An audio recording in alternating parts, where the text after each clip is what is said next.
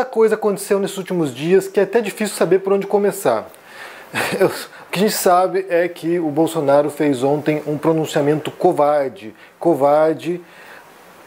quase ou semi-reconhecendo sua derrota, né? Mas a gente fala um pouquinho mais sobre isso, entre outros assuntos importantes desses últimos dias. Mas antes disso, já curta esse vídeo, deixa aqui embaixo seu comentário, dando uma boa tarde, se inscreva aqui no canal, ative o sininho, isso é muito importante para ajudar aqui no engajamento e também para ser notificado de vídeos novos. E lembrando que hoje à tarde, daqui a pouquinho, estarei no Espaço Alquimia aqui em Aracaju, às 4 horas da tarde, então vai ter bate-papo e autógrafos dos livros, para lançar meu livro Como Vencer no Debate Tendo Razão. Então espero você daqui a pouquinho aqui em Aracaju. Então vamos falar um pouquinho sobre alguns assuntos que foram notícias essa semana, entre elas o pronunciamento do Bolsonaro ontem, que como eu falei foi covarde, ele vem, aparece aí, e a conversa que está circulando é que ele demorou para se pronunciar, porque ele demorou quase 48 horas para fazer isso, né? Ele demorou para se pronunciar porque ele estava negociando aí alguns benefícios, algumas benesses com o Valdemar Costa Neto, que é o presidente do PL, o partido do Bolsonaro, pelo qual ele se candidatou. E ele estava negociando, segundo o que está circulando nas notícias aí, é que ele estava negociando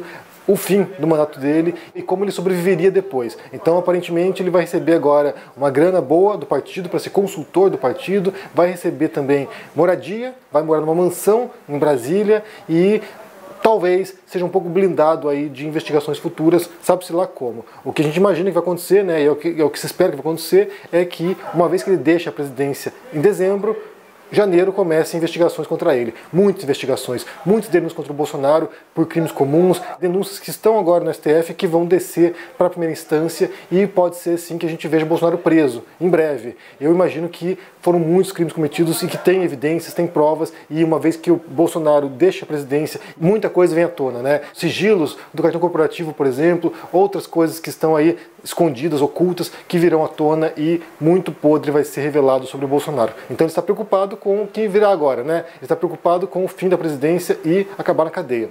Então, aparentemente, ele demorou porque ele estava negociando esse fim aí e como será o futuro dele. E o pronunciamento foi ridículo, foi patético, 2 minutos e pouco de pronunciamento, ele não disse coisa com coisa, mais uma vez, alguém que é, sabe, tremendamente horrível para se expressar, ele vai lá e ele dá a entender que ele defende a Constituição, que defende uma transição pacífica, né, manifestações não violentas, e aí entra o segundo aspecto, o segundo problema desse momento, que são os bloqueios nas estradas, nas rodovias brasileiras. Bolsonaristas estão protestando pelo Brasil, bolsonaristas, caminhoneiros, entre outros manifestantes, estão agora bloqueando as rodovias, causando transtornos enormes. Há muitos relatos aí de pessoas que tinham tratamento médico para fazer e que foram impedidas de continuar, pessoas que estavam viajando para encontrar parentes na UTI, ou seja, muitos problemas que foram causados por isso. Desabastecimento também é um risco. E aí, mais uma vez, o diretor da Polícia Rodoviária Federal foi intimado pelo Alexandre de Moraes a parar com isso, a organizar a Polícia Rodoviária e desmobilizar esses manifestantes. E aí, sob multa e risco de prisão. Então havia esses manifestantes e muitas imagens circulando também de policiais rodoviários apoiando os manifestantes. Em vez de ir lá e acabar com os bloqueios e liberar as estradas, policiais rodoviários estavam apoiando bolsominions, apoiando bolsonaristas que estão tumultuando porque eles querem o caos. O que é difícil compreender também se for pensar, né, na lógica bolsonarista, porque ainda é governo Bolsonaro. Isso aqui ainda se trata de governo Bolsonaro e possivelmente isso vai impactar na percepção de bolsonaristas que votaram no Bolsonaro e que vão perceber agora como esses caras são fanáticos mesmo, são extremistas mesmo, ao ponto de pôr a economia brasileira em risco. E aí entra um outro aspecto também, porque, né, em alguns casos que foram cômicos, na verdade, né, ou quase cômicos, em alguns casos esses bloqueios foram furados por torcida organizada, por torcedores, como por exemplo do Atlético Mineiro, o Galoucura, que foram lá no bloqueio e desmobilizaram, entre aspas, aqui os manifestantes, conseguiram liberar a rodovia, retiraram os pneus incendiados, retiraram os caminhoneiros, foram lá e intimidaram as pessoas e conseguiram liberar a rodovia. E também torcedores do Corinthians, da Gaviões da Fiel, que também conseguiram liberar uma rodovia. E hoje tem jogo, né? Então pode ser que também que a gente veja outras histórias aí de torcedores, de torcidas organizadas que vão afugentar bolsominions que simplesmente ficam com medo, né, de levar porrada. Então, é uma situação semi-calamitosa, né? A gente tem visto aí essas tensões. E outra história também que é bizonha, é pavorosa também, é assustadora, são as fake news, que continuam circulando, e aí tem imagens, tem vídeos aí de bolsonaristas em algumas circunstâncias, algumas manifestações, recebendo fake news e celebrando notícias falsas. Uma delas, eles celebrando a prisão inexistente, a prisão falsa do ministro do Supremo, Alexandre de Moraes. Eles estão celebrando uma notícia falsa, é um delírio, de fato eles estão no mundo paralelo, estão num delírio, é um tipo de histeria coletiva que está acontecendo agora. E outra história que envolve também algum tipo de confirmação de que houve fraude eleitoral. Então você vê lá um grupo de bolsonaristas e eles estão batendo palmas, celebrando, orando, porque foi confirmada a fraude eleitoral. Ninguém sabe do que eles estão falando, esse é o fato. Eles estão vivendo um mundo realmente de insanidade, é de insanidade. A gente fala aqui de pessoas fanatizadas, pessoas extremistas que estão vivendo no mundo de delírio. E isso recorda muito o contexto norte-americano. A gente falou muito sobre isso aqui também, sobre o trumpismo, sobre o QAnon, por exemplo, né, que era uma teoria conspiratória norte-americana que falava que os democratas bebiam sangue de crianças, tinha umas coisas muito loucas também. E esses fanáticos trumpistas também viviam no mundo de delírio, também viviam no mundo de conspirações, e quando o Trump perde a eleição, segundo algumas teorias malucas lá nos Estados Unidos, ele havia perdido as eleições para comprovar que havia fraude eleitoral. Então, assim, realmente é algo fora da casinha, é algo totalmente, incompreensível e que mostra o grau de fanatismo político dessas pessoas. E por fim, uma última história que vale mencionar, que foi uma denúncia feita no Profissão Repórter de ontem, da Globo. E aí você tem o Caco Barcelos, numa cidadezinha no Mato Grosso do Sul. E ele mostra as vésperas das eleições em algumas cidades brasileiras, entre elas a cidadezinha. E ele percebe que tem uma movimentação esquisita num galpão, e ele vai lá conferir e tem lá um esquema, possivelmente, um suposto esquema de compra de votos dos eleitores para que votem no Bolsonaro.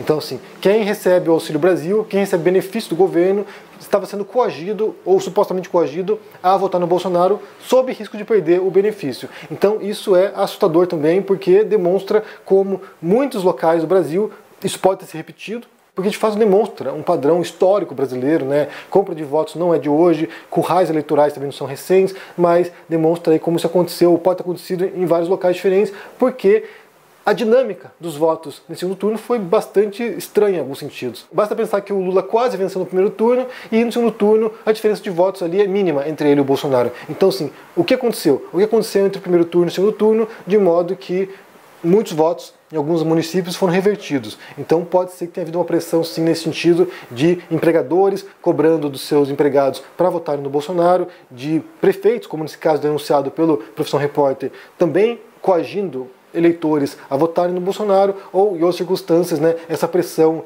implícita ou explícita para que você virasse o voto e votasse no Bolsonaro. Então pode ser que esse caso aí mostrado, embora seja um caso isolado, pode ser a ponta do iceberg de algo que realmente aconteceu nessas eleições. Não surpreenderia porque, como eu falei, é um padrão histórico, não é de hoje, não é recente, mas certamente o Bolsonaro usou, a gente sabe disso, ele usou a máquina pública, ele usou do poder estatal para tentar ganhar essa eleição. Isso inclui, como falei no caso inicial aqui, o próprio uso da Polícia Rodoviária Federal para coagir também eleitores, fizeram bloqueios nos dias das eleições, bloqueando estradas, fazendo blitz e assim atrasando os eleitores. Então ele fez uso da máquina pública para de fato ganhar essa eleição, mas perdeu e agora se espera, né, que haja uma transição pacífica, que o Lula possa assumir. Já tem havido uma conversa em relação ao governo de transição, o Alckmin fará essa ponte, então a gente espera agora que ano que vem haja um retorno à normalidade. Eu quero saber o que você pensa sobre essas histórias que foram apresentadas aqui, porque são várias histórias diferentes, né, que envolvem o discurso do Bolsonaro, o pronunciamento ridículo do Bolsonaro ontem, foi ridículo aquilo ali, ridículo, é alguém que é um covarde na vitória, é um covarde na derrota, é um covarde. Pronunciamento do Bolsonaro, bloqueio das estradas, como está no seu estado aí, tem atrasado alguma coisa, como está a situação por aí, me conte no comentário. E também sobre essa denúncia feita agora pelo Profissão Repórter de compra de votos no município, e que pode ser um indício aí, é um caso isolado, pode ser que indique também outras situações parecidas. E por fim também as organizadas desbloqueando as estradas. Fazendo um trabalho da Polícia Rodoviária Federal, torcedores de times que estão fazendo o que a polícia não está fazendo. Me diga no comentário aqui embaixo o que você pensa, deixa o joinha, se inscreva aqui no canal, se torne um membro ou um apoiador para dar uma força, e a gente se vê daqui a pouco em Aracaju para o lançamento do meu livro. Um abração e até mais. Tchau! Eu quero convidar você para participar do Clube de Leitura Filosófico comigo. Serão 12 meses analisando 12 obras de filosofia ou de literatura com teor filosófico, com grandes pensadores da filosofia, com grandes autores da filosofia. Participe, o link está na descrição desse vídeo aqui, e vamos formar uma comunidade de leitores para poder compreender o mundo que nos cerca, a nós mesmos, e também desenvolver essa capacidade analítica para poder pegar um texto de filosofia ou de literatura e dissecar esse texto, compreender suas partes, como funciona, o que ele quer dizer. Então será muito legal e eu convido você para integrar essa jornada comigo.